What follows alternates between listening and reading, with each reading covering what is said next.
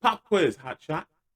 What do you get when you take Denzel Washington, you add a Spike Lee joint, you multiply by A24, that equals gold. What's going on, ladies and gentlemen? Welcome back to Let Me Be Frank, a channel about movies. And today we get to talk about a movie that I've been looking forward to, highest to lowest, a Spike Lee A24 joint. On the surface, it seems like it would be absolute great cinema, and on screen, that is exactly what we got. Now, this movie is not without its faults, but I do want to say I really enjoyed this film despite some of my little nitpicky things that I didn't like. So, we're going to start with some of the stuff that I didn't like. The length. Now, the reason I don't like these long, drawn out 2 hour movies is simply because there's usually just stuff in there that we don't need and that doesn't really help advance the storyline. It's more fluff and it just adds to the runtime.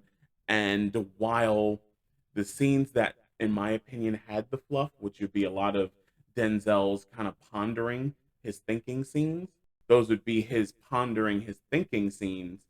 I think they could have been cut down just a little bit.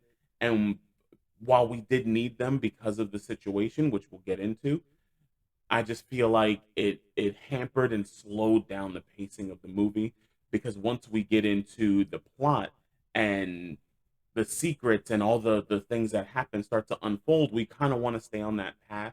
And this kind of really slowed it down at points. Otherwise, I felt that the runtime was fine. It was warranted for kind of the story they were trying to tell. He plays a character named David King, who is a prestigious, a high level, legendary music mogul working out of New York City. Everybody knows him and loves him, but his record company, his record label is on the slide. And he's trying hard not to lose it because he spent, I think he said, about 25 years building his label. And he doesn't want to just sell it just for somebody to rent out their music to, like, toothpaste commercials. But that's what they're facing. He's struggling to hold on, and then he gets a phone call that his son has been kidnapped and that the ransom for his safe return would be $17.5 million, which is oddly specific. Normally, they'll ask for a whole number or maybe something a little more conceivable. Like, if you ask for $2 or $3 million, that's a lot easier for someone like him to just simply get and pay. But they did find a way to make that happen. It gets more into the plot. I don't really want to ruin the movie because I think it is worth seeing. But we're going to pump the brakes. Another thing that baffled me is the star power in this movie, just having Denzel and Spike Lee and A24's name on it, you're already going to have a fan base that is wanting to go see it. And for whatever reason, the advertising for this movie was absolutely just non existent.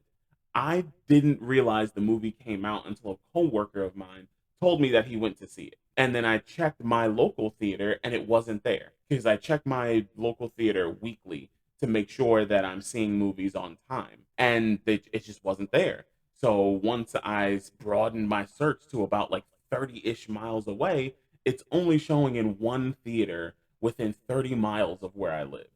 I don't understand why. I mean, I don't know if it's a concern that nobody would go see it or I have no idea. But it's not like this is a cheap movie anyway. I mean, the opening shot is beautiful, but I don't really understand the advertising. Speaking of the opening shot, the camera work throughout this movie was just great.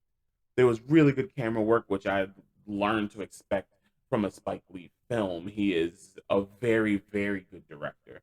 This opening shot takes you from the streets of New York City, Manhattan specifically, and you slowly trek up this. It's a luxury home. It's a $5-6 million home at lowest. And we encounter David King on the balcony, talking business, getting ready for the day.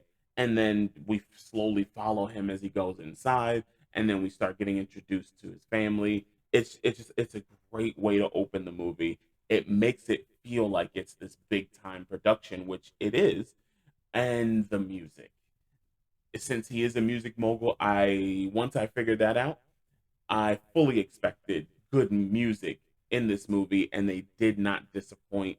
This movie is filled with a really good soundtrack, especially the young lady at the end. She can sing, and if you see the movie, you'll understand the can sing part. Um, this movie is really good. I highly recommend going to see it. Have you seen it? Have you even heard of it? Let me know in the comments below. Thank y'all for being here. Like, comment, subscribe, and I'll see y'all in the next one. Peace.